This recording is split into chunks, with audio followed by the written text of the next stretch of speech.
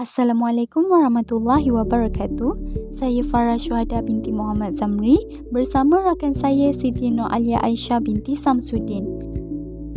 Pada video kali ini, kami akan membincangkan tentang seorang tokoh pendakwah Islam iaitu Syekh Ja'far Al-Barzanji, tradisi amalan iaitu bacaan Maulid Al-Barzanji yang diwarisinya serta fadilatnya. Baiklah, kita masuk kepada pengenalan terlebih dahulu. Kitab Barzanji atau nama sebenarnya Aqdu Al-Jawhar fi Maulid An-Nabi Al-Azhar merupakan salah satu karya Syekh Ja'far Al-Barzanji. Karya ini menyajikan sirah Rasulullah sallallahu alaihi wasallam secara puitis dalam bentuk nasar iaitu naratif dan boleh dilagukan sebagai prosa lirik. Karya ini diklasifikasikan sebagai kitab Al-Maulid kerana memaparkan sirah Rasulullah sallallahu alaihi wasallam bermula daripada kelahiran baginda sehingga penghijrahan baginda. Karya ini mengandungi 3 bentuk penulisan di dalamnya iaitu Fan Al-Madih iaitu kesenian memuji Rasulullah sallallahu alaihi wasallam, Sirah Rasulullah sallallahu alaihi wasallam dan Al-Syama'il Al-Muhammadiyah iaitu kesempurnaan Muhammad. Kitab Al-Barzanji kebiasaannya dibaca di majlis perkahwinan dan majlis yang hendak diberkati dengan bacaan sirah Rasulullah sallallahu alaihi wasallam. Tidak hanya diamalkan dalam masyarakat Islam Asia Tenggara, bahkan turut terkenal dalam kalangan negara-negara benua Afrika dan sebilangan besar negara Timur Tengah. Seterusnya, kita masuk kepada salasilah Syekh Ja'far Al-Barzanji. Syekh Ja'far Al-Barzanji dilahirkan pada hari Khamis awal bulan Zulhijjah tahun 1126 Hijrah di Madinah dan telah wafat pada hari Selasa selepas asar 4 Sya'ban tahun 1177 Hijrah di Madinah dan dimakamkan di Jannatul Baqi'. Beliau mempunyai sifat dan akhlak yang terpuji, jiwa yang bersih, pemaaf dan pengampun, zuhud dan warak, berpegang dengan Al-Quran dan Al-Sunnah. Beliau juga banyak berzikir dan sentiasa bertafakur. Beliau juga seorang yang pemurah dan sentiasa mendahului sedekah. Seterusnya, nasab beliau adalah seperti berikut. Syekh Ja'far Al-Barzanji dibesarkan dan diberi pendidikan yang baik oleh ayahandanya. Beliau mempelajari serta menguasai pelbagai bidang ilmu seperti tajwid Al-Quran, ilmu lughah, fiqh, usul fiqh, faraid, sirah, hadis dan tafsir. Antara guru-guru beliau dalam pelbagai bidang keilmuan itu ialah Syekh Ismail Al-Yamani radhiyallahu anhu, Syekh Yusuf Al-Sa'idi radhiyallahu anhu, Syekh Muhammad Tayyib Al-Fasi dan Syekh Abdullah Al-Shubrawi Al-Misri. Syekh Ja'far Al-Barzanji pernah menjadi khatib di Masjid Nabawi, Madinah. Beliau juga merupakan seorang imam, guru besar di Masjid Nabawi serta antara tokoh pembaharuan Islam pada abad yang ke-12. Syekh Ja'far Al-Barzanji juga seorang qadi iaitu hakim dari mazhab Maliki yang bermukim di Madinah. Nama Al-Barzanji adalah berdasarkan nama penulisnya bersempena tempat asal keturunannya iaitu daerah Barzanj, Kurdistan. Syekh Ja'far Al-Barzanji adalah pengarah kitab Maulid Al-Barzanji. Kitab tersebut sebenarnya diberi nama Aqdu Al-Jawhar yang bermaksud kalung permata. Seterusnya, kandungannya merupakan khulasah iaitu ringkasan sirah nabawiyah yang merangkumi kelahiran Nabi Muhammad sallallahu alaihi wasallam, pengutusannya sebagai rasul, peristiwa hijrah yang menggambarkan kepribadian dan akhlak baginda, peperangan yang dilalui serta kewafatan baginda. Kitab Al-Barzanji ditulis bertujuan meningkatkan kecintaan kepada Nabi Muhammad sallallahu alaihi wasallam dan supaya umat Islam meneladani kepribadian baginda Rasulullah sallallahu alaihi wasallam. Seterusnya, kita masuk kepada kandungan rawi. Kitab Barzanji yang biasa digunakan dalam masyarakat Melayu di negara kita khususnya mengandungi 18 rawi. Rawi adalah perenggan bagi setiap syair Barzanji dengan kisah-kisah yang berbeza. Pada setiap rawi mempunyai pengisian isi kandungannya yang tersendiri. Baiklah, seperti rawi pertama menceritakan tentang pendahuluan. Rawi kedua menceritakan tentang nasab Rasulullah sallallahu alaihi wasallam, iaitu nasabnya ialah Muhammad bin Abdullah bin Abdul Muttalib bin Hashim bin Abdul Manaf bin Hushai bin Kilab bin Murrah bin Ka'ab. Seterusnya, rawi yang ketiga menceritakan tentang Rasul di alam nur dan di alam roh. Seterusnya, rawi yang keempat menceritakan tentang kelahiran Rasulullah sallallahu alaihi wasallam, di mana Nabi Muhammad lahir di Makkah di hari Isnin 12 Rabiul Awal pada tahun 571 Hijrah. Ibunya bernama Aminah dan ayahnya bernama Abdullah. Tahun tersebut juga disebut sebagai tahun gajah, di mana tahun ketika pasukan bergajah di bawah pimpinan Abraha tengah menyerang Kaabah. Seterusnya, rawi yang kelima menceritakan tentang keadaan Rasulullah sallallahu alaihi wasallam sewaktu lahir, di mana cahaya keluar dari tubuh pada baginda. Semasa kelahirannya juga, baginda dalam keadaan terbaring dengan kedua tangannya mengangkat ke langit seperti seorang yang sedang berdoa. Nabi Muhammad juga lahir dalam keadaan sudah berkhatan dan tidak mempunyai lebihan tali pusat. Seterusnya, rawi yang keenam menceritakan tentang peristiwa sewaktu Rasulullah sallallahu alaihi wasallam lahir ke dunia. Berhala-berhala yang terdapat di persekitaran tiba-tiba rosak. Gegaran di istana Parsi menyebabkan 14 tiang serinya runtuh. Api yang disembah oleh orang-orang Majusi di negara Parsi yang tidak pernah padam selama 1000 tahun telah padam dengan sendirinya dan tidak dapat dihidupkan lagi. Air tasik Sava di Parsi yang dianggap suci telah tenggelam ke dalam tanah.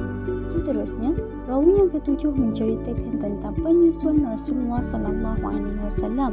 Orang pertama yang menyusukan Nabi selepas ibunya ialah Suwaibah, iaitu hamba Abu Lahab. Kemudian, Halimatus Sa'diyah menjadi ibu susuan Nabi Muhammad sallallahu alaihi wasallam. Nabi Muhammad sallallahu alaihi wasallam tinggal bersama ibu susuannya selama 4 tahun. Selepas itu, baginda diserahkan semula kepada Aminah. Seterusnya, rawi ke-8 menceritakan tentang sifat tubuh badan Rasulullah sallallahu alaihi wasallam. Postur tubuh Rasulullah sallallahu alaihi wasallam tidak terlalu tinggi dan tidak terlalu pendek. Rambut baginda tidak terlalu kerinting dan tidak lurus terurai. Baginda berambut ikal, tidak gemuk dan wajah baginda tidak terlalu bulat. Kulit putih kemerah-merahan. Baginda memiliki bola mata yang hitam pekat, bulu mata yang lentik serta bahu yang lebar. Telapak tangan dan kaki baginda tebal. Seterusnya, rawi ke-9 menceritakan tentang ibu dan datuk Rasulullah sallallahu alaihi wasallam meninggal dunia.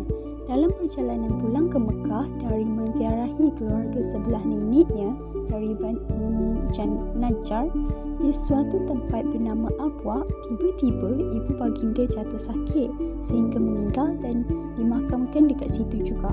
Semenjak itu, baginda dijaga oleh datuknya dan usia datuknya ketika itu berusia 80 tahun. Tapi, tak lama lepas tu, datuknya pula yang meninggal dunia pada usia 82 tahun dan ketika itu, Nabi berumur 82 tahun. Seterusnya, rawi yang ke-10 menceritakan tentang Rasulullah sallallahu alaihi wasallam sebagai seorang pedagang. Seterusnya, rawi yang ke-11 menceritakan tentang Rasulullah sallallahu alaihi wasallam mengadili Hajarul Aswad. Ketika Nabi sallallahu alaihi wasallam berumur 35 tahun, banjir melanda Mekah menyebabkan Kaabah rosak teruk. Apabila Kaabah siap dibina semula secara bergotong royong sampai masa untuk meletakkan Hajarul Aswad di sudut Kaabah itu. Ketika ini, kabilah Arab Quraisy bertelingkah kerana menganggap kabilah masing-masing paling layak meletakkan Hajarul Aswad. Pertelingkahan ini berlaku selama 4 hari, hampir mencetuskan perang di antara mereka. Seterusnya, rawi yang ke-12 menceritakan tentang pelantikan Rasulullah sallallahu alaihi wasallam menjadi rasul. Nabi SAW mendapat wahyu pertama pada malam 17 Ramadan ketika bertahanus di Gua Hira. Ketika itu, Jibril datang membawa wahyu dan meminta Nabi SAW membacanya, tetapi baginda mengatakan tidak dapat membaca beberapa kali.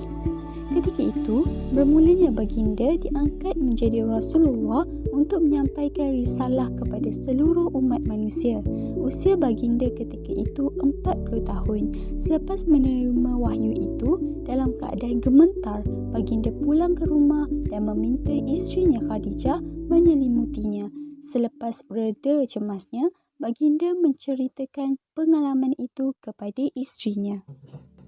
Seterusnya, rawi yang ke-13 menceritakan sahabat Rasulullah SAW yang pertama.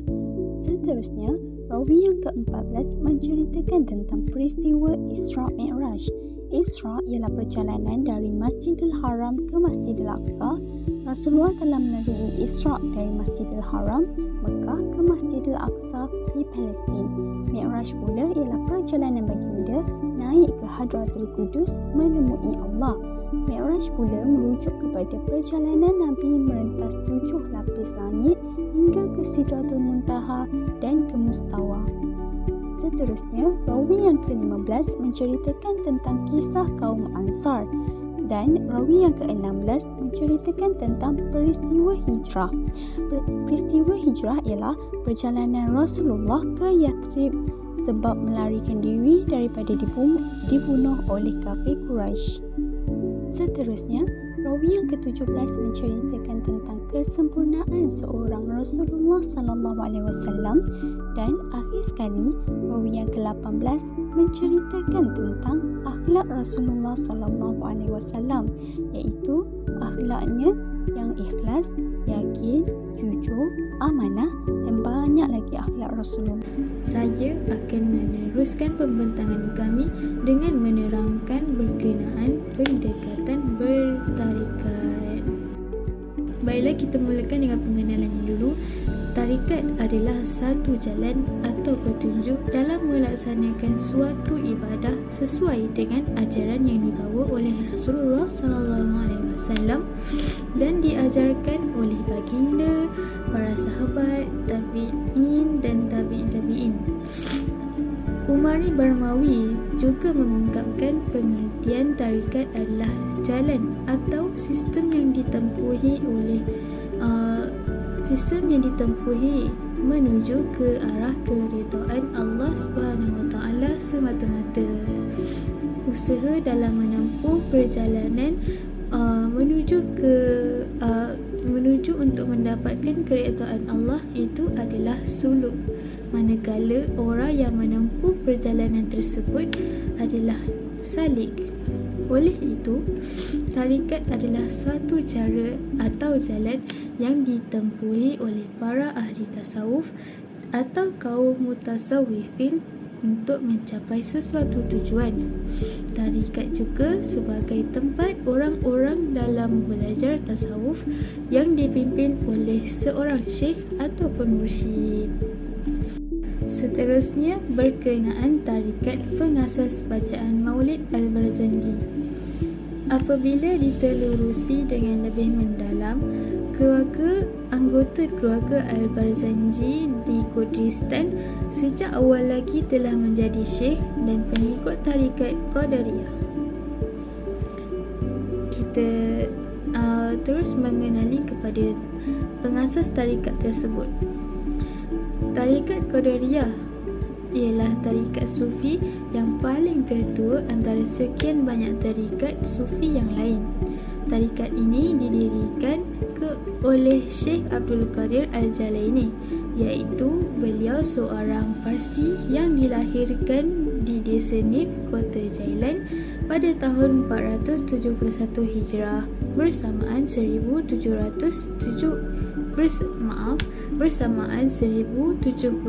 Masihi. Nama lengkapnya adalah Abu Muhammad Abdul Qadir bin Abu Saleh Musa Jankidus bin Abdullah.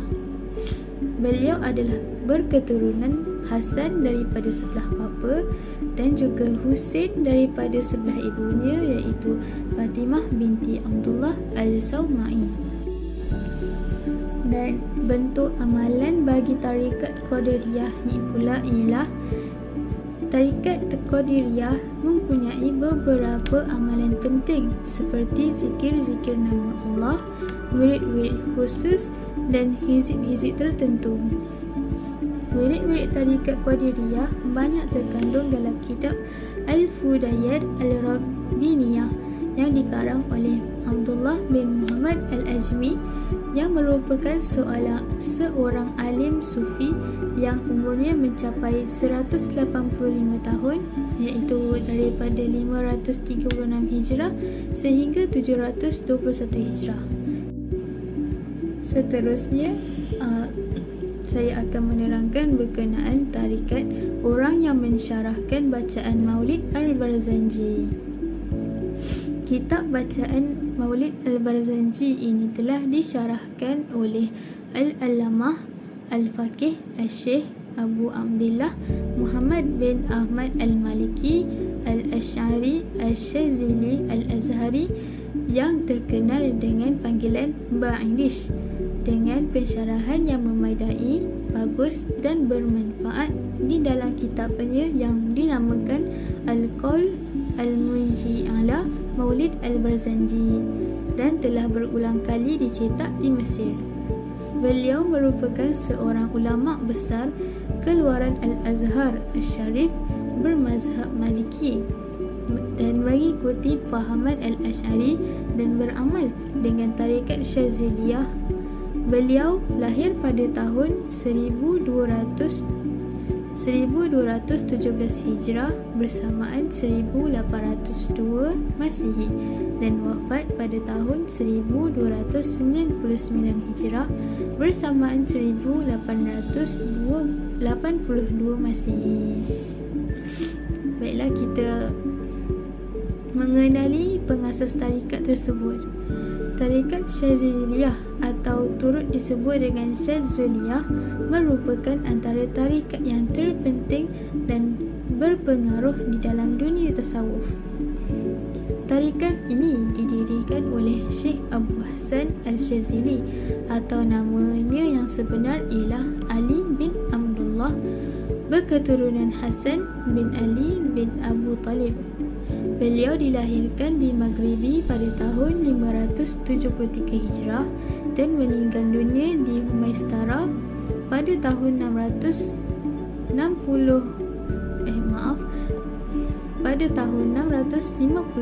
Hijrah bersamaan 1258 Masihi ketika dalam perjalanan menunaikan haji. Beliau berguru dengan tokoh ulama sufi, antaranya Abdul Salam bin Mashis, iaitu pada wafat pada tahun 622 Hijrah, dan juga Ali bin Harzim, iaitu wafat pada tahun 559 Hijrah, dan melalui kedua-duanya beliau mengambil firqah kesufian. Kedua-dua sufi besar ini pula ialah murid kepada Syekh Abu Madian Syu'aib bin Husain Al-Maghribi, iaitu pada yang juga pernah bertemu dengan Syekh Abdul Qadir Al-Jaini ketika berada di Makkah dan mempelajari ilmu dengannya. Antara muridnya yang terkenal ialah Syekh Abu Abbas Al-Mursi, penggantinya dalam tarikat Syazili, serta Sultanul Ulama Izzuddin bin Abdul Salam, seorang tokoh faqih yang teragung pada zamannya dan tiada penggantinya sehingga kini. Seterusnya, bentuk amalan syarikat Syaziliyah. Syekh Abu Hasan Al-Shazili juga dianggap sebagai wali Kutubul Al-Kitab, Ghaus Zaman, iaitu bermazhab Maliki serta meninggalkan beberapa hizib yang menjadi warisan kerohaniannya serta dibaca oleh murid-murid tarikat Syaziliyah di seluruh dunia. Antara hizibnya yang terkenal seperti Hizib Al-Barhar, Hizib Al-Ashfa, Hizib Al-Kahfi, Hizib Al-Baladiyah, Hizib Al-Bar, Hizib Al-Huj, Hizib Al-Mubarak, Hizib Al-Nash, Hizib Al-Salamah dan juga Hizib An-Nur. Hizib-hizib ini tidak boleh diamalkan oleh semua orang kecuali setelah mendapat keizinan atau ijazah daripada mursyid atau seorang murid yang ditunjuk oleh mursyid untuk mengijazahkannya. Baiklah, yang terakhir sekali adalah fadilat bacaan Maulid Al-Barzanji.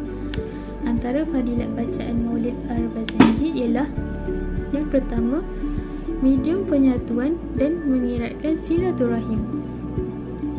Majlis Barzanji sering diadakan bagi meraihkan majlis-majlis tertentu. Majlis seumpama ini tentu mendapat mengeratkan hubungan antara satu sama lain. Penglibatan masyarakat yang bersama-sama dalam majlis-majlis yang diadakan tentu sekali akan memberi kesan baik kepada semangat kekitaan dan memupuk ikatan ukhuwah serta suasana harmoni dalam masyarakat itu sendiri. Fadilat yang kedua adalah menambahkan keceriaan suatu majlis. Bacaan Maulid Al-Barzanji menjadi satu pengisian kepada majlis-majlis yang diadakan akan menceriakan lagi majlis tersebut. Alunan Maulid Al-Barzanji menjadikan majlis yang diadakan lebih meriah, lebih-lebih lagi apabila para hadirin turut membacakannya. Suatu majlis akan menjadi lebih lengkap dengan pengisian bacaan Maulid Al-Barzanji. Fadilat yang ketiga adalah menghayati sirah dan perjuangan Rasulullah SAW. Kitab Al-Barzanji mengandungi sejarah hidup Rasulullah SAW bermula dari kelahiran baginda sehinggalah kewafatan baginda. Membaca serta menghayati kandungan kitab Al-Barzanji secara tidak langsung akan menambahkan lagi kecintaan dan meneladani peribadian Rasulullah SAW. Fadilat yang keempat adalah pemulihan seni warisan Islam. Seni Al-Barzanji adalah satu warisan seni dalam kesenian Islam. Mengadakannya bermakna satu usaha untuk terus menghidupkan seni warisan ini. Lebih-lebih lagi, amalan Barzanji dilihat semakin dilupakan, terutamanya oleh generasi baru pada hari ini. Masyarakat umumnya boleh memainkan peranan bagi menyemarakkan seni ini dengan menjadikannya sebagai satu pengisian dalam majlis-majlis yang diadakan. Fadilat yang kelima adalah mendapat keselamatan di dunia dan di akhirat. Membaca selawat Al-Barzanji membuatkan orang yang membacanya diberi keselamatan di dunia dan di akhirat, seperti sabda Nabi SAW, hiasilah tempat-tempat pertemuanmu dengan bacaan selawat untukku, kerana sesungguhnya bacaan selawat untukku itu menjadi cahaya bagimu pada hari kiamat. Hadis riwayat Ad-Dailami. Fadilat yang keenam adalah dilindungi daripada bala atau musibah. Seperti sabda Rasulullah SAW, barang siapa yang berselawat ke atasku dengan satu selawat, nescaya Allah akan turunkan rahmat ke atasnya 10 kali ganda. Hadis riwayat Muslim. Fadilat yang ketujuh pula adalah diampunkan dosa-dosanya. Bacaan Maulid Al-Barzanji juga memberikan pembacanya fadilat untuk menghapus dan membersihkan diri daripada dosa-dosa. Seperti sabda Nabi SAW, berselawatlah kamu untukku, kerana membaca selawat untukku boleh menghapuskan dosamu dan juga mampu membersihkan kepribadianmu. Hadis riwayat Ibnu Majah. Dan fadilat yang terakhir iaitu yang ke-8, doa-doanya insya-Allah dimakbulkan. Sabda Nabi SAW, setiap doa yang terhalang sehingga dimulai dengan setiap doa adalah terhalang sehingga ianya dimulai dengan memuji kepada Allah SWT dan berselawat kepada Nabi SAW. Kemudian baru berdoa dan insya-Allah doa itu akan dikabulkan. Hadis riwayat Nasa'i. Jadi, rumusannya, dewasa ini amalan barzanji dilihat semakin tertinggi. Sehubungan dengan itu, adalah perlu langkah-langkah tertentu diambil bagi memastikan amalan bacaan maulid ini terus hidup dalam masyarakat kita, kerana ia menjadi media dalam menyampaikan mesej tertentu, baik berupa kata-kata pujian terhadap Rasulullah SAW atau memperakui kebesaran Allah Subhanahu Wa Taala. Di samping itu, ia juga sebagai kaedah untuk meluahkan rasa kegembiraan, kesenangan hati atas segala yang dianugerahkan oleh Yang Maha Pencipta. Ianya juga memberi kesan yang amat baik kepada aspek kemasyarakatan juga pembinaan pribadi yang unggul di kalangan umat Islam. Itu sahaja daripada kami untuk video kali ini. Terima kasih.